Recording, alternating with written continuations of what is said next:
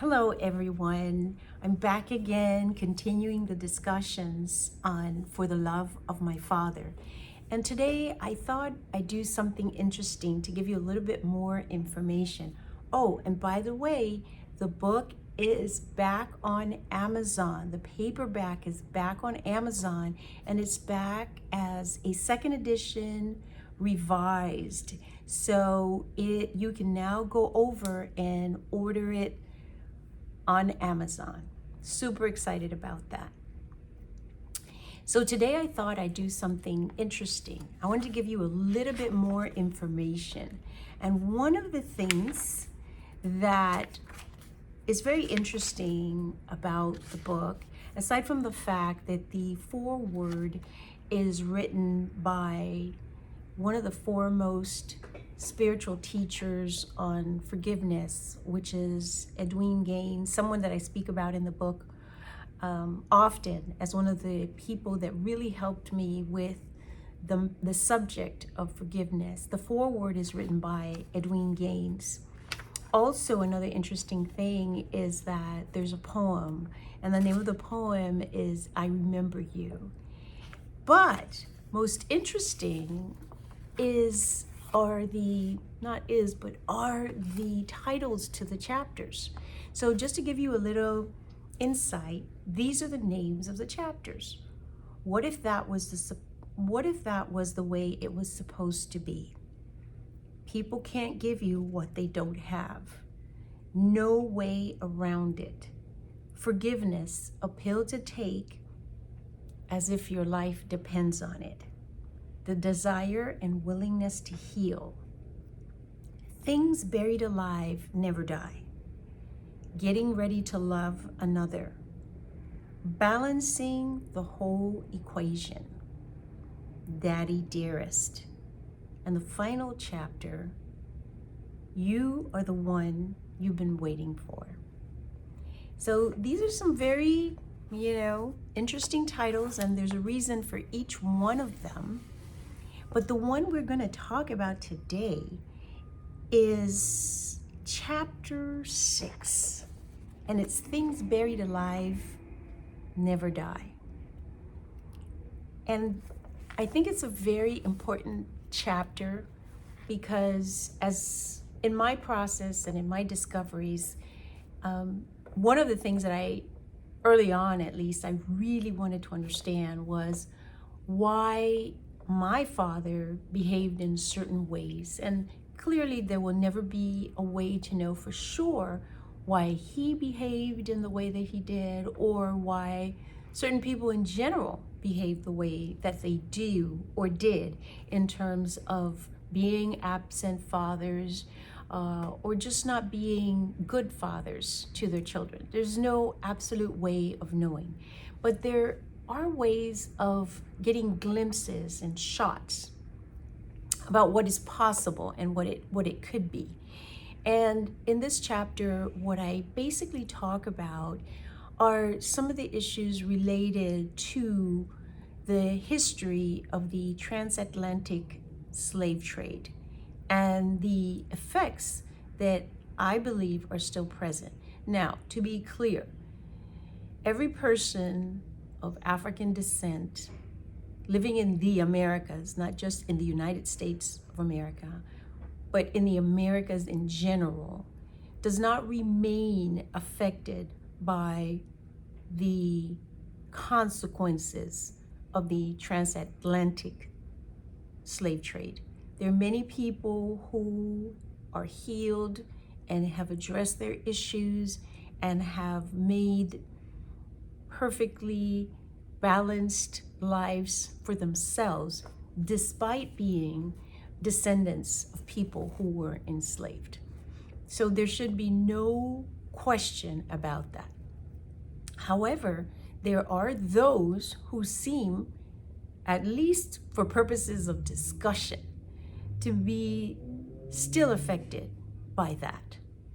And that's how I came upon the title of the book, Things Buried Alive Never Die. Because from my experience in my family and what I've seen, I can tell that there's some vestiges, there are remainders of slave training, slave behavior that still linger till today. And I can talk about it because I'm one of those descendants. And for example, in the book, I talk about eating and what you eat. And many people in my family are from the Caribbean. My maternal grandmother specifically is from Jamaica.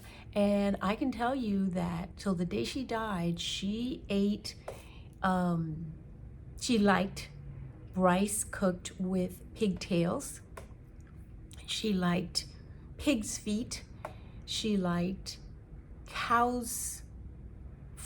foot, oxtails, and a number of other foods along those lines, which, by the way, there's nothing wrong with them. However, my mother came along and she was of a different mentality. And she basically said, these are not foods that are good for your diet on a regular basis. And this is not going to be part of what I pass along to my children in terms of what I want them to eat. There's nothing wrong with any of those foods. Certainly you can have it from time to time, but many of them were foods that the slaves from Africa were forced to eat because they were the less desirable parts. Now, the amazing thing about that whole thing was that even though they were the less desirable parts, they made the best of it. They flavored it and cooked it in a way that was reminiscent of the cooking on the west coast of Africa. However, I have a joke that I say to myself, and that is, listen, if the slaves came back and saw that their descendants were still eating things that they only ate because they had to, they might be a little disappointed. The people who came from Africa had not been eating the things that we believe is part of our culture as a regular part of their diet.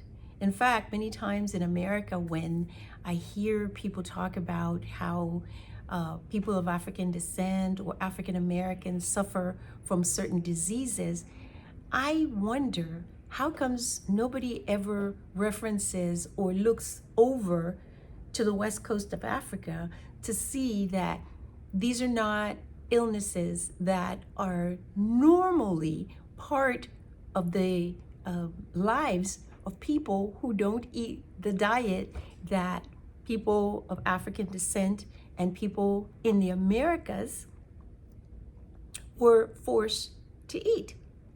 They just are not. And that's one small example of things that sort of linger coming out of the experience of slavery. Now, I don't think that being a descendant of a slave or the slave experience is an excuse for anything, because clearly we've come a very, very, very long way in terms of this whole thing. And it is, however, it is a reality that it existed. And so, for example, as I said, in my family, my mother was the one that said, no, we are not going to continue to eat this way. Now, my mom didn't have a conversation with my grandmother about it because my grandmother was not going to have it. She ate what she wanted to eat, and she lived and died eating that way, and nobody was going to change her mind about that. But my mom came along and said, I see something different, I see something better, and I'm going to change it. And she did that for us, and obviously that has been passed along to our children. Now, much like that, one of the areas that I see that, people try not to talk about it, but it's a fact, and I can talk about it because it's my story and it's my experience. So I can talk about it.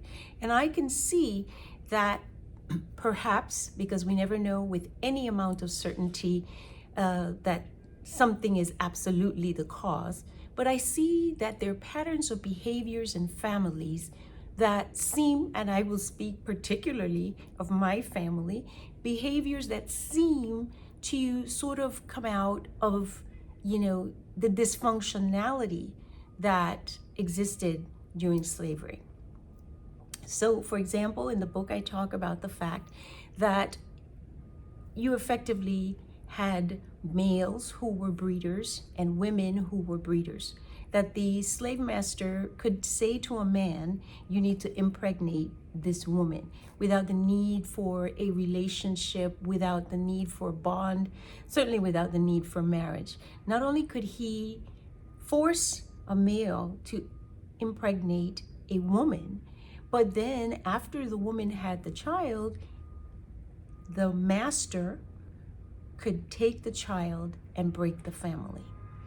These are pretty traumatic experiences, and clearly they're experiences that are not happening now, but they're traumas that seem to be carried from one generation to another. And what we're talking about is basically creating a mentality of breeders. And it works on both sides, because in a situation like that, you have a man who becomes a breeder without emotional attachment, without the properly family structure. And somehow, and there's lots of studies about the change in DNA and a number of different things that I'm not going to get into, but somehow that pattern of behavior, whether it's social or otherwise, is passed down from one generation to another. Now, obviously, I'm talking about the transatlantic slave trade, but that's not the only human experience that kind of affects the pattern of behavior for families. I mean, there are many other groups that have suffered different traumas. Native Americans have suffered a lot of trauma in terms of their generational history, and it clearly has effects on the family.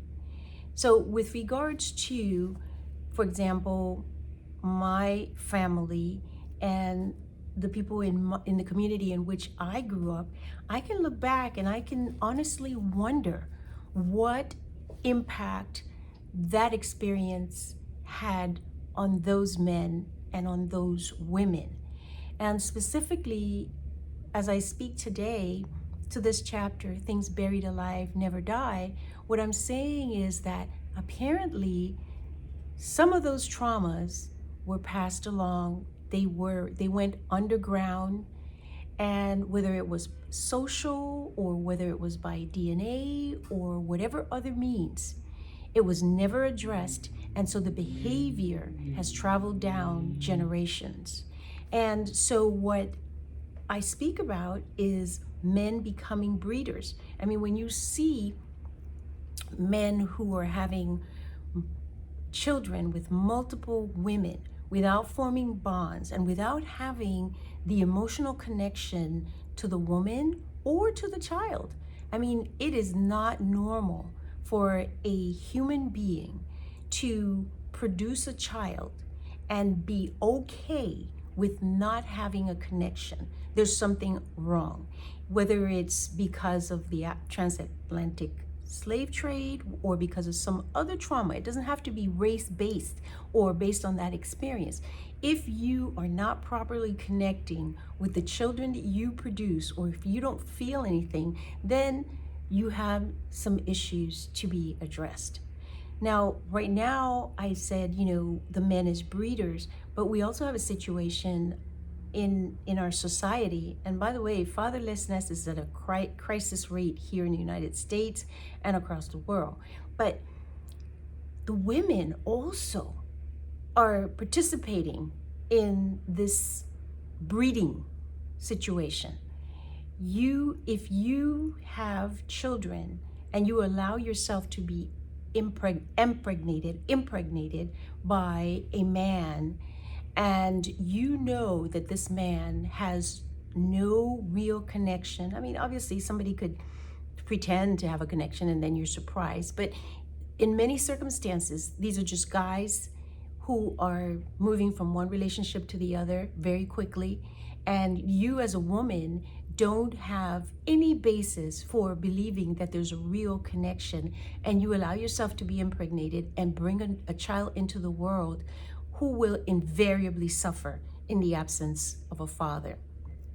Now, this is why this is so important. I talk about how important the women are in this equation, because if you are a woman and you have become aware of what is happening, you have the ability to make a decision not to breed with a breeder. And you can then begin to change the course of your family's history. If you realize that some of this trauma has been buried and is moving along generationally, you have the opportunity of bringing it out, healing it, so that it doesn't continue to be buried and does not continue down the line. I highly recommend that you read this chapter, Things Buried Alive Never Die. The book is For the Love of My Father. It's available on Amazon. My website is oliviasbenson.com. My Facebook page is author Olivia S. Benson. Please like and follow the page. Also, I'm on Instagram. Follow me there. And on YouTube, if you would, hit the subscription button and the notification button. That would be greatly appreciated. Next week, we'll continue on this chapter because there's so much to discuss in terms of the effects of traumatic experiences such as the transatlantic slave trade and how we can unearth those things that are buried, bring them to light, heal them for the sake of future generations. See you next week. Bye.